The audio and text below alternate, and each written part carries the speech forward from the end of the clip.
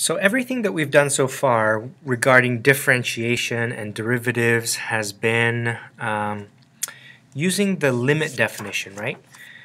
We've been looking at the first principles method of differentiating a function, and now we're going to move into the shortcuts. We're going to look for some simple rules that we can use to help us differentiate more quickly, because the first principles definition that we've used has been very long and tedious. Okay, so that's been the definition part. That's the rigorous part of finding derivatives, and now we'll look at some shortcuts, some faster ways of differentiating. Okay, and when I say differentiating, I'm referring to the process of finding the derivative function. Okay, so that's a key word that you might want to write down. We talked about it briefly in the last section, but just to recap, differentiation, when I'm differentiating, I am finding the derivative function. Okay, when I'm given f of x and I differentiate f of x with respect to x, okay, with respect to x, that means I am taking the derivative when I'm looking specifically at x. Okay. When I have a y, when the expression that I'm given is given as a function of y, or given as an expression equal to y, and I differentiate that, I'm differentiating with respect to x, and I get dy dx. Okay. Again, these two mean the same thing. Just like if I have f of x, just like if I had f of x equals x squared, I could also have y equals x squared. Just like these two mean the same thing. Okay, these two mean the same thing. Okay, f prime of x, it would be, in this case 2x. I just know that, and we'll talk about how that is. Dy dx would also be 2x. Okay, so those two mean the same thing, just like these two mean the same thing. It's just a different notation. Okay. Now, what I want you to do before we move on in this video is I want you to pause this video, please, and I want you to solve investigation 1. Okay, on simple rules of differentiation. This will be in your textbook corresponding to this section. Okay, if you're in SL, this is going to be in chapter 15. If you're in HL, I think it's going to be in chapter 18. Okay, so if you're in HL, go to chapter 15, or sorry, HL would be chapter 18. Okay, HL would be chapter 18. SL would be chapter 15. Okay. And this is from the Hayes and Harris book. So do the investigation number 1, okay, because it helps you discover what the simple rules are, and it's actually a kind of a neat way to show you why these rules work the way they do. Okay, so pause this video, do the investigation, and then restart this video. All right. Okay. So hopefully you've paused it and you were able to solve some of the questions. And let's just recap what you should have found out from the investigation. Okay, you should have found that f of x, when f of x is c, when this is a constant, okay, for instance, if it was like 3 or 4 or minus 10, okay, the derivative of a function that's constant is always 0. And that makes sense if you look at it in terms of a line, okay? If we had a horizontal line, for instance, y equals 2, the derivative of this function, the slope of the tangent line will always be 0, right? Because it's always going to be a horizontal line. The tangents are always horizontal. And we kind of touched on this in the last section as well. So if I have a function equal to a constant, the derivative is always going to be 0. And so this is the rule. The rule is called differentiation of a constant. Okay, not much of a name. It's just understand the concept. If I have f of x equals x to the power of n, where n is an integer, okay, or a real number, okay, then f, not necessarily an integer. Sorry, that could be any real number. Okay, f prime of x is equal to n times x to the n minus 1. Okay, so n here, let me just clarify here, n is an element of the real number set. Okay, n when I want to find the derivative, I bring the n to the front and then subtract 1 from the power, and that just becomes my derivative. So for instance, if I have x squared, okay, that would become, the derivative would then become 2x to the power of 1. 2 minus 1 is 1. Okay, so that would be f prime of x. Okay, and over here this would be f of x. So that would be an example, right? And this is called the power rule. Your book doesn't call it the power rule, but it's also known in other countries and other places as the power rule. You could call it differentiating x to the power of n.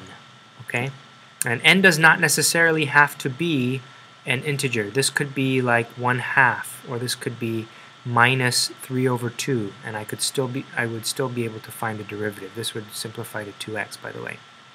Okay, if I have a constant times a function, okay, where u of x is some function, let's say u of x was like x squared and c was 5.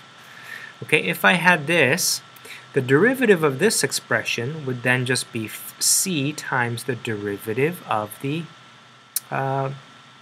u.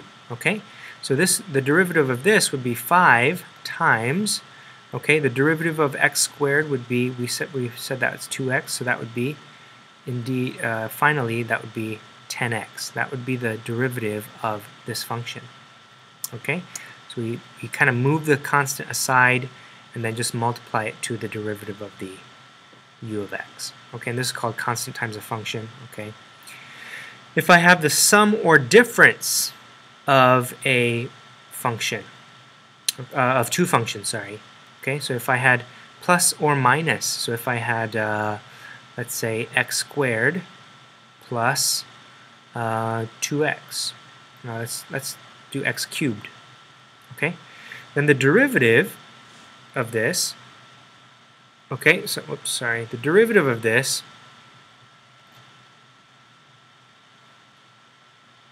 okay would be the derivative of the first function.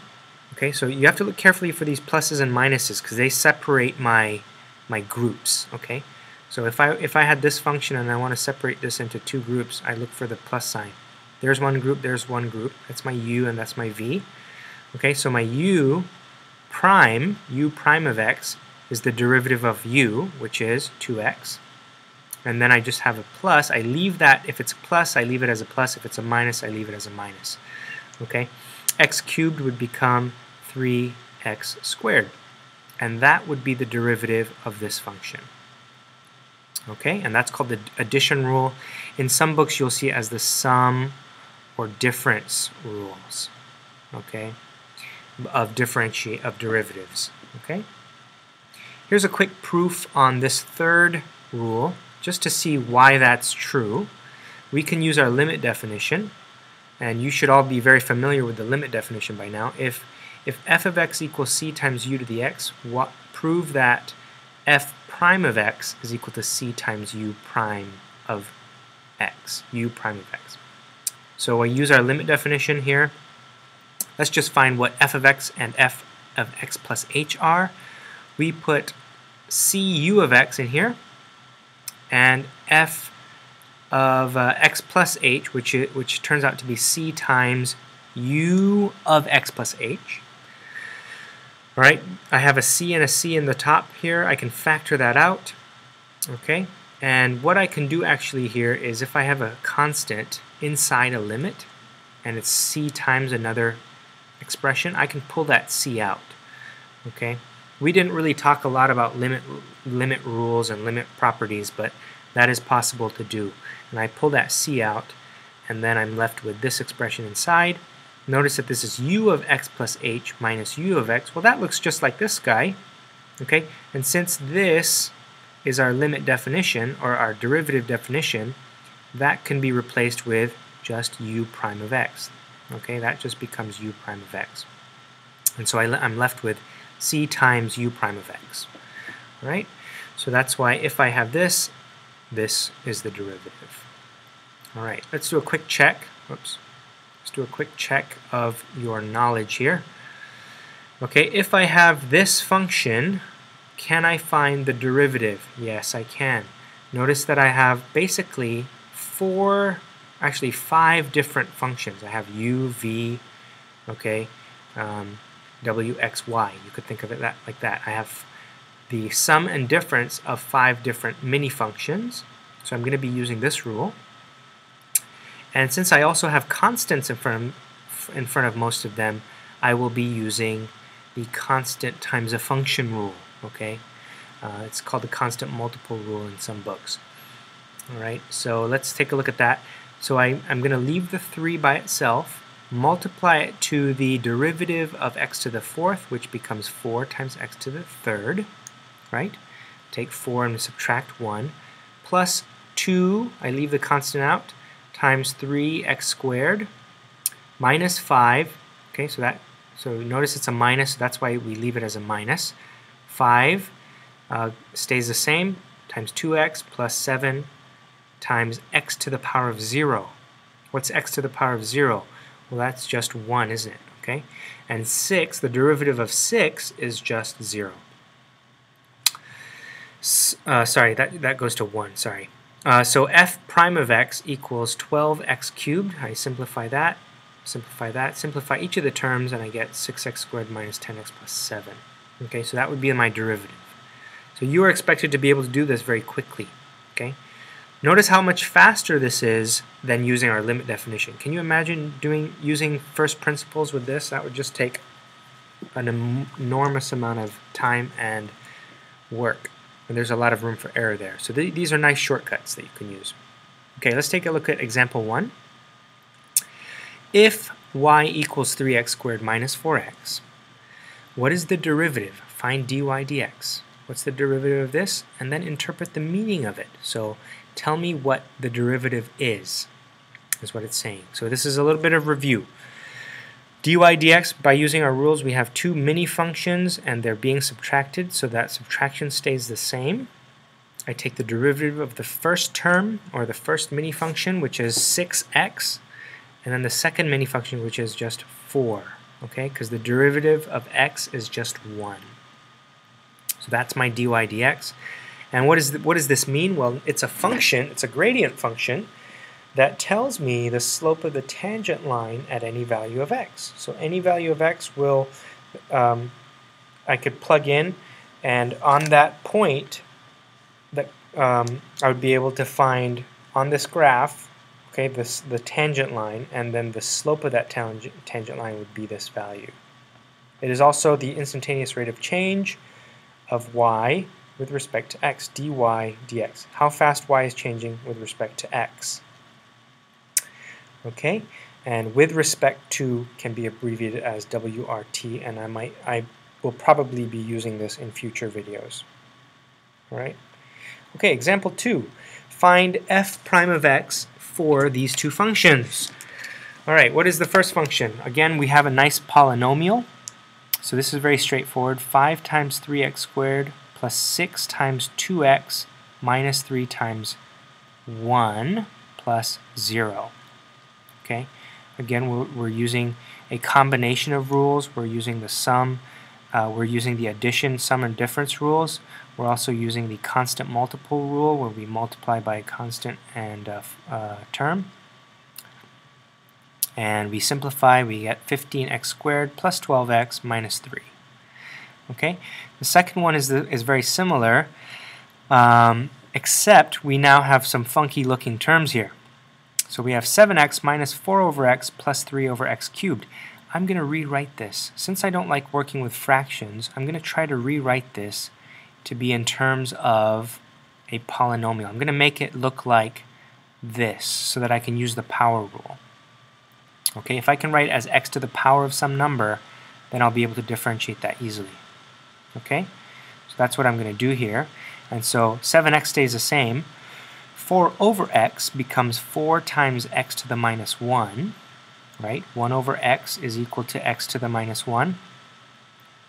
3 over x cubed is 3 times x to the minus 3. So this is laws of exponents. You have to know these very, very well. Then I can now differentiate this very easily using my power rule and my addition and difference rules. Okay?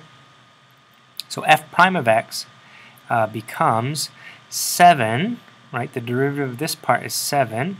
The derivative of this part is minus 4, that stays the same, times minus 1 times x to the minus 2 plus 3, okay, times minus 3 times x to the minus 4. Notice I've taken 1 away from these exponents. I simplify this, I get 7 plus 4x to the minus 2 minus 9x to the minus 4. Okay? And then we simplify that even further. You know, you could leave it probably like this, and I would give you credit. But this is, I guess, this is a little bit more complete and more in the form of what was given to me. So either one is fine. 4 over x squared minus 9 over x to the 4th would be fine, and this would also be fine. Okay. Find the gradient function of y equals x squared minus 4 over x. All right, so we have another function here. What's the gradient function? Well, that just means what's the derivative, isn't it? And find the gradient of the tangent to the function at x equals 2. What does that mean? What is the slope of the tangent line? What is the derivative at the point x equals 2? Okay, so here's our function. We're going to rewrite it so that this is now differentiable, using the power rule. So that becomes x squared minus 4 times x to the minus 1. I take the derivative of that, dy dx. Notice I've tried to stay consistent with the notation here. Since I'm given a y, I'm going to use dy dx equals the derivative of the first guy, 2x, minus the derivative of the second guy, which is minus, okay, this negative comes in front, so minus 4 times negative 1 is positive 4 x to the minus 2. So there's my derivative function. Well, what is the derivative of this? What is the value of the derivative, or the gradient of the tangent to the function, when x is 2? And now this notation here, this means dy dx evaluated when x is 2. Evaluated means I'm going to substitute 2 into the function and solve to get it one number. Okay? So that's what I do. I just plug 2 back into my derivative function, and I get 4 plus 4 times 2 to the minus 2, which is 1 over 4, or 4 times 1 over 4, and that just becomes 1. So I have 4 plus 1, I end up with 5. Okay, so that would be the slope of the tangent line at x equals 2 on this graph. Okay? Alright, last example. What is the gradient function? Find the gradient function for each of the following functions. For part A, we're doing the same thing. So this is just getting you, training you to use the rules just very, very quickly, very, very easily. Okay? Alright, so this is kind of, in some ways, it's just very simple questions, but this is going to set the foundation for the rest of this chapter. So what is the derivative of this function? All right. Before I start, I'm going to use my laws of exponents. I'm going to change. Remember that the square root of x is the same as the square root of 1 over 2. Okay, so the exponent can become 1 over 2. If I have cube root of x, that is also x to the 1 over 3. Okay, because that's really like a silent 2, or a 2's there, but it's not written. Okay, so we're going to use the laws of exponents here. 3 times x to the 1/2 plus 2 times x to the minus 1. Okay, because I bring it back up and change the power. Now I derive it, differentiate it. So 3 times 1 over 2, bring the 1/2 down. Do 1/2 minus 1, which is minus 1/2, plus 2 times negative 1 comes in the front, times x to the power of minus 1. Minus 1, which is minus 2. Okay? Simplify this. 3/2 times x to the minus 1/2 minus 2x to the minus 2. Okay, because these two become minus 2. And then you could probably leave it like this. I would be okay. But if you wanted to, simplify it a little bit more, that would be fine. 3 over 2 root x minus 2 over x squared. Okay? And that would be the derivative function. What about for g of x? g of x here is x squared minus 4 over the square root of x. I'm going to rewrite this part. Okay, 1 over the square root of x is the same as 1 over x to the 1/2. I can pull that all into the numerator by rewriting it to be x to the minus 1/2. Okay, and that's what I'm doing here. X squared minus 4 to the x minus 1, x to the power of negative 1/2. All right, and then I derive that. That becomes a 2x. Minus stays the same. 4 stays the same because it's a constant. And then I just derive this part, and it becomes negative 1/2. Bring it down to the front. X to the minus 1/2 minus 1, which is minus 2 over 2, which is minus 3 over 2. And then this becomes 2x plus 2. Okay, that becomes a plus 2. X to the minus 3/2. And that simplifies to that, which is, remember that x to the 3 over 2 is the same as x times x cubed 2 times 1/2, okay? And that 1/2 becomes the square root of the inside, which is x cubed, okay? And I can since this is x times x times x, okay, I could pull these two out, and I end up with x root x, okay? So that's the final answer. If you left it like this, okay, I would be satisfied with that, but you could get some exponents practice and go all the way. All right? Okay.